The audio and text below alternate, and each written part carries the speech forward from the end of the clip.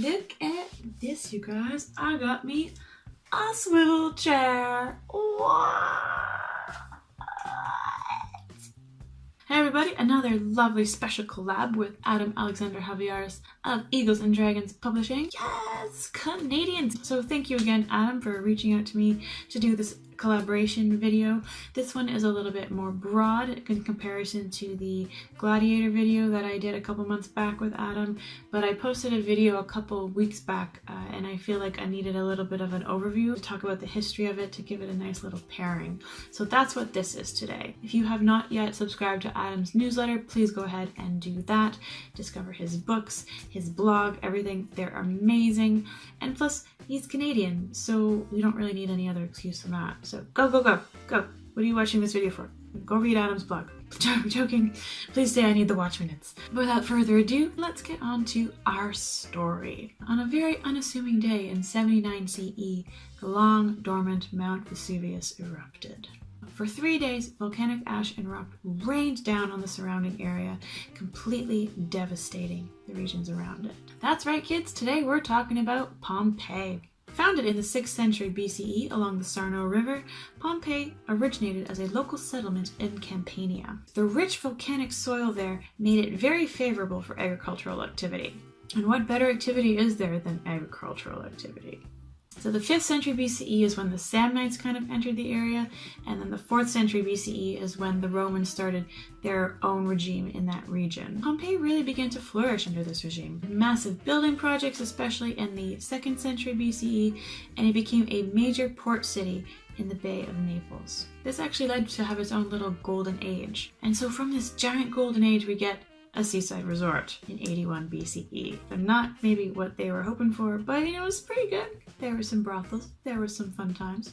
It was cool. Unfortunately though, an earthquake damaged many of its buildings in 62 CE. And because of that, the city suffered a very significant economic decline. By the time of the eruption in 79 CE, many of these grand villas that were actually built in the 2nd century BCE were then already converted into public use buildings. But this was kind of cool because it left this city frozen during a period when its glory days were already far behind it. Of course, Pompeii gets its fame from this devastating catastrophe because it's one of the only sites that actually gives us a rare glimpse into the daily life of the Roman world.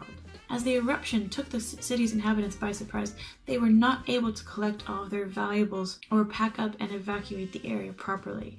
And that left archaeologists with invaluable evidence to reconstruct the daily life of regular Romans in the 1st century CE. Not only are we fortunate enough to have the physical site of Pompeii, we actually have a written first-hand account by Pliny the Younger. His document describes both the eruption and the immediate aftermath of the Vesuvius explosion, especially describing the events of his uncle, Pliny the Elder. He died a hero, actually, assisting refugees onto the warships that he was in charge of. This account is also where we get that famous phrase, "Fortune favors the brave." We also have Pliny the Younger's personal account, where he was actually living about 30 kilometers away from Mount Vesuvius in Misenum. If you want to read what Pliny the Younger wrote, it is in the blog post, so go ahead and click the link in the description below if you want the full, unedited primary resource there. I already did all the work for you, so go write your paper now, okay? Yeah.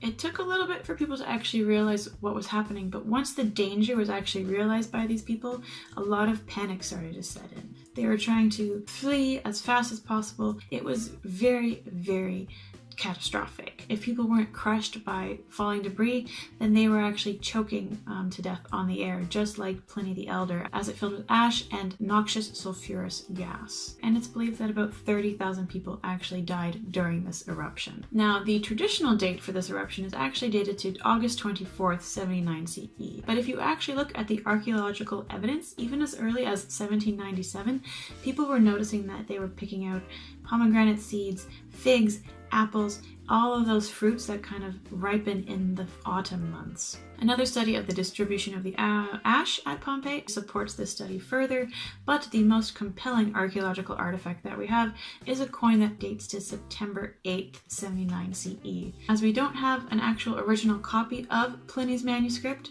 we're probably assuming that there was some typo along the way, as you know, human error, things happen, and now after compiling all this new data, this new evidence, we are actually thinking that the date is probably October 24th, 79 CE.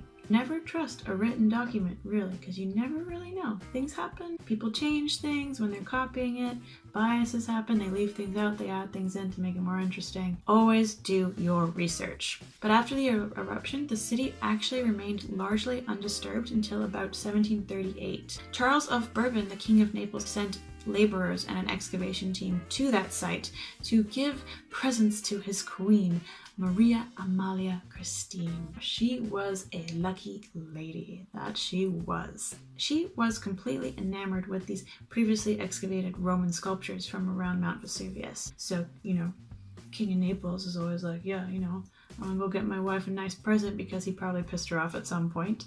So he needs to get her something shiny. And he goes and starts digging around Mount Vesuvius. What he finds first is Herculaneum, the lesser known Pompeii, just as important, just as cool. So if you're gonna go to Italy, please visit that one as well. And then Pompeii excavations started about 10 years later. Today, Pompeii is known as one of the most popular archaeological sites in the world, and that's how important it is. Everyday people actually know about this amazing city. Even though it wasn't this very important city during the Roman period, it wasn't, you know, a pivotal point in any way. The fact that it gives us all of this information is what makes it so important to our own cultural history. It is also the site with the largest continual excavation period in the world. We're still not done. We're not going to be done for a long time because there's so much information that we can gather from this site. In regards to the study of daily life in the Roman Empire, especially for this one little century, in this 1st century CE, it is undeniably important due to the sheer amount of data we have available from this one site. Even if it's just this tiny window, we know what was happening during this 1 century, what Rome was, where the city was, what the people were doing, how they were changing, where they were going. We're getting so much more information from this site than we could have with any books, any other sites. And it's also really, really important to know that, especially for the public, that this is the best way of imagining what a Roman city was like. If you go to a lot of other sites, they're pretty much right down to the ground. You don't really see what's going on, and it's very hard for the public to try and imagine what a city looked like based on an outline of a building. And that's very hard for archaeologists to try to convey to the public. So having Pompeii, being able to walk through its streets, its buildings, seeing them at different heights and actually going into them, seeing the wall paintings, everything with its colors, the roads, all of that is so vital to having the public understand the importance of our history and to actually help imagine what people used to live like back then. And it's absolutely amazing. And that's why every year thousands and thousands of visitors come to Pompeii to walk through its sites and to really experience life in another period. So if you actually want to have a little bit of a walk through Pompeii, I made a little time-lapse video of my visit there in November. It's very shaky because Pompeii is very shaky, but it's really cool, it's really fun, and it kind of gives you a nice overview of exactly what it was. I put the link to that as well in the description below. Again, if you want any further resources, go ahead and visit my guest blog post on Adam's site. Again, the link is in the description below. And while you're there, don't forget to subscribe to Adam's blog. You get a free ebook and you get to stay up to date on all of his new publishings, especially that new non-fiction series that he's coming out with, which I'm very excited for. I'm going to read it and maybe get some new video ideas as well, kind of get some inspiration. So guys, if you want something to read, something fun, something educational, go ahead and check out everything that Adam has on his website. Summer is coming and you're going to need a beach read. Don't forget to subscribe to my own channel. I put out new videos every week. Thank you so much again, Adam, for this amazing opportunity to collab with your website. I can't wait to hopefully get you on screen for the next collab next time I'm home. So everyone, fingers crossed for that exciting crossover adventure. Stay dirty, my friends.